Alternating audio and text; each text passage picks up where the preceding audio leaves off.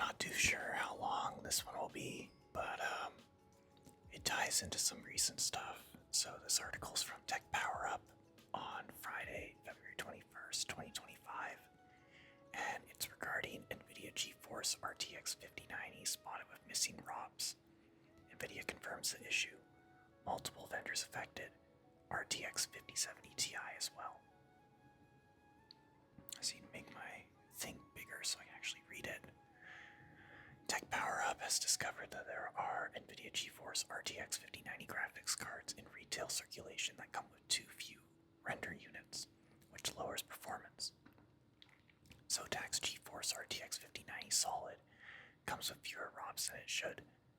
168 are enabled instead of the 176 that are part of the RTX 5090 specifications. The loss of 8 ROPs has a small but noticeable impact on performance. During recent testing, we noticed our Zotac RTX 5090 Solid sample underperformed slightly, falling behind even the Nvidia RTX 5090 Founders Edition card. At the time, we didn't pay attention to the ROP count that Tech Power Up GPU-C was reporting, and instead spent time looking for other reasons, like clocks, power, cooling, etc.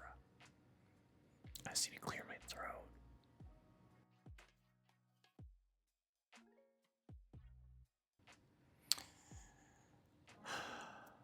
Two days ago, one of our readers who goes by Wooix Gamer posted this thread on the Tech Power Up forums reporting that his retail Zotac RTX 5090 Solid was showing fewer ROPs than what GPU-Z showed that the RTX 5090 should have.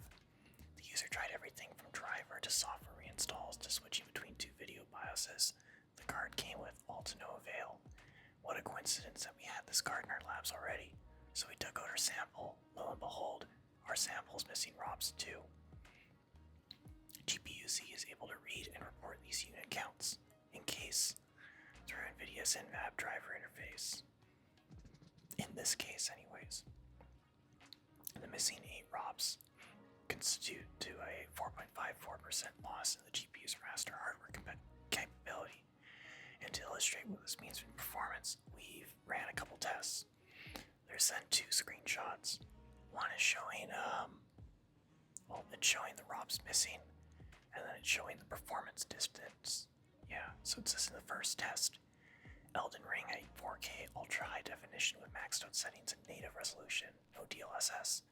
You can see how the Zotac RTX 5090 Solid falls behind every other 5090 we tested, including the Nvidia Founders Edition, a de facto reference design that establishes a performance baseline for the 5090. The Zotac card is 5.6% slower than the FE and 8.4% slower than the Asus ROG Astral RTX 5090 OC, the fastest custom design card for this test. Officially, the Solid is clocked at 2407 MHz rated boost frequency, which matches the Founders Edition clocks. It shouldn't be significantly slower in real life. The interesting thing is that the loss of performance is not visible when monitoring the clock frequencies, because they are as high as expected. There's just fewer units available to take care of the rendering workload. A ROP, raster operation pipeline unit, is the GPU's process pixel data. In the GPU, process pixel data handling tasks like blending and anti-aliasing, render to texture, and writing final pixel values to the frame buffer.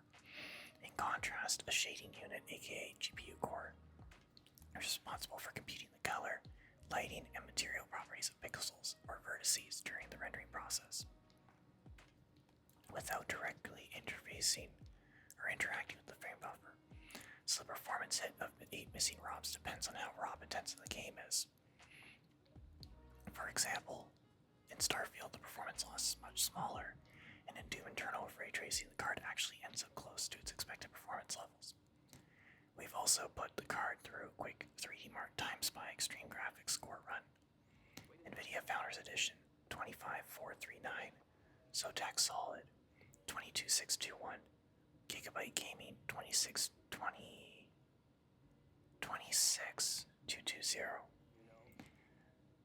This should be a number that you can test easily for yourself if you're one of the lucky RTX 5090 owners. The quickest way to definitely is just to fire up GPU-Z and look at the ROP count number. It should be 176. So far, we Ostinyo, the Zotac 5090 solid cards are affected. None of our review samples from Asus, Gigabyte, MSI, Palette, and Nvidia exhibit this issue. All 5090 owners should definitely check their cards and report back. This is an issue with quality assurance based both for Nvidia and Zotac. Nvidia's add-in card partners, ASIC, do not have the ability to configure ROM counts, either physically on the silicon or in video BIOSes.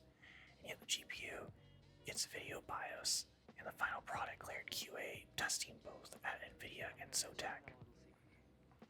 We are working with Zotac to return the affected card so they can forward it to Nvidia for investigation.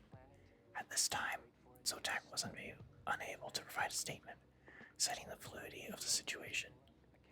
As for possible fixes, we hope that the issue is localized to a bug with the driver or the video BIOS, so Nvidia could release a user-friendly BIOS update tool that they can run within Windows and update the BIOS of the affected cards. If, however, the ROMs are disabled at the hardware level, then there's little that end users or even ASIC partners can do, except for initiating a limited product recall for replacements or refunds. If the ROMs are really disabled through fuses, it seems unlikely that Nvidia has a way to re-enable those units in the field, because it could potentially provide details on how such units can be reactivated on other cards and SKUs from the company. Update 1422 UTC. Apparently the issue isn't specific just to Zotac. HXL posted a screenshot of an MSI RTX 5090D, a China-specific variant of 5090 which has NERF compute performance, but which is supposed to have 176 ROMs. Much like the Zotac RTX 5090 Solid, it has 8 missing ROMs. Update 1638. Another card has been found, this time from Manali. Update 1730 UTC. Computer base reports that their Zotac 5090 Solid sample is not affected and shows the correct ROM count of 176.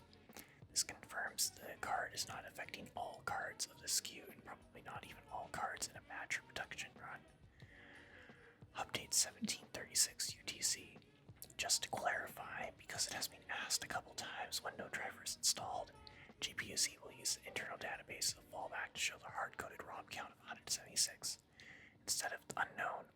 This is a reasonable approximation because all previous cards had a fixed immutable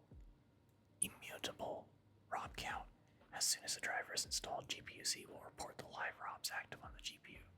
This data is read from the Nvidia drivers. Update 1918 UTC. A card from Gigabyte is affected too.